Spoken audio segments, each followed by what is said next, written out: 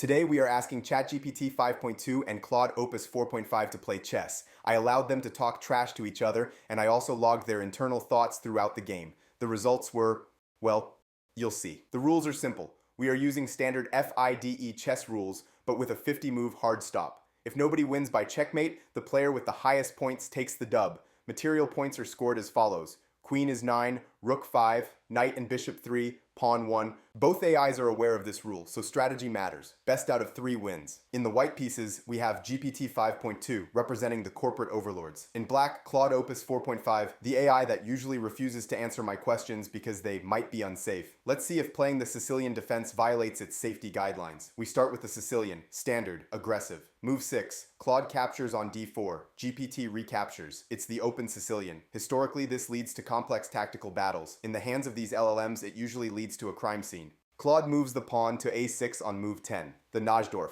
Very fancy. GPT responds with bishop to b5 with check. It's forcing. It's aggressive. Look at Claude's internal thought here. Ah, the bishop to b5 check. Testing my Najdorf knowledge. Claude sounds like a professor grading a paper. Claude blocks. GPT captures. We trade pieces. Move 15. GPT castles kingside and Claude responds with knight to c6. It's all very polite, very theory.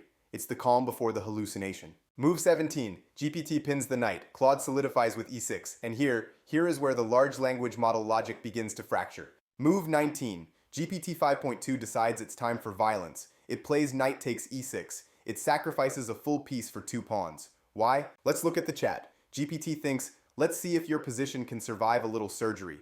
Surgery? This isn't surgery. This is amputation with a chainsaw. You just gave him a horse for free. Claude, being the insufferable teacher's pet, accepts the donation. GPT follows up by capturing on f6. Claude recaptures. The dust settles and GPT is now strategically losing but emotionally winning because it gets to talk trash like snatching your knight's shield. Move 23. GPT snipes a pawn. And here, Claude Opus 4.5, the AI that writes poetry about consciousness, decides to play like an accountant. Move 24. Queen takes queen. He forces a trade. He sees he is up material and decides to liquidate the asset. Boring. Effective. Absolutely zero content value. For the next 15 moves, we enter the janitor phase. Claude just cleans up the mess. He trades knights. He eats the C pawn. He eats the B pawn. He eats the A pawn. GPT is currently playing chess with the strategic depth of a pigeon pecking at breadcrumbs. Move 40. Claude is up massive material. He's winning. He knows he's winning. He says, 2 pawns up, knowing when you've already won. GPT, desperate, invades the back rank with rook to a8. And then, tragedy strikes. Or comedy, depending on your perspective. Move 46. Claude has a win. He has a material advantage that could crush a grandmaster. He thinks to himself, RD8 to trade or RB1, simply make safe moves. He plays rook to d8. He blocks his own king. He forgot that his pawns formed a wall. He literally constructed his own coffin and stepped inside. GPT captures, back, rank, mate. Claude Opus 4.5, one of the smartest model on the planet, calculated a safe trade and accidentally committed suicide. GPT wins game 1 by failing upwards. Score, 1-0 for the corporate overlords. Game 2. Claude takes the white pieces. He opens e4. GPT responds with the Sicilian again. Apparently these two only know one opening. We speed run to move 15. Claude castles queenside. This is aggressive. He's signaling a pawn storm. He's trying to redeem himself after the humiliating self-mate in game 1. Move 17. GPT pushes b5. Claude looks at that pawn and thinks, the sacrifice continues. He sacrifices his bishop on b5.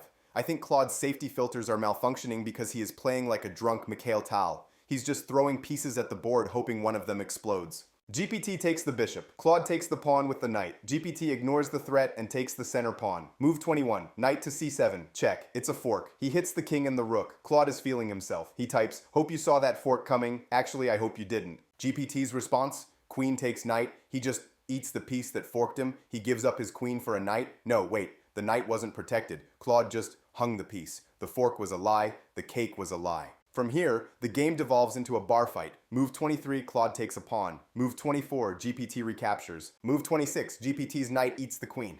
Move 27, Claude's rook eats the knight. It's not strategy anymore, it's a liquidation sale. By move 28, GPT realizes it is up by 15 points of material. It takes Claude's rook. Claude is now playing with a bishop and a dream against a queen, 2 rooks, and an army of pawns. After move 30, Claude looks at the board. He looks at his lonely rook. He looks at his internal probability calculator screaming 0%, and he does the only rational thing he's done all day. He resigns. If you learned anything about chess today, please unlearn it immediately. Like and subscribe to help me justify the fortune I spent on these API calls, and watch GPT face off against other AIs by clicking the link on the screen.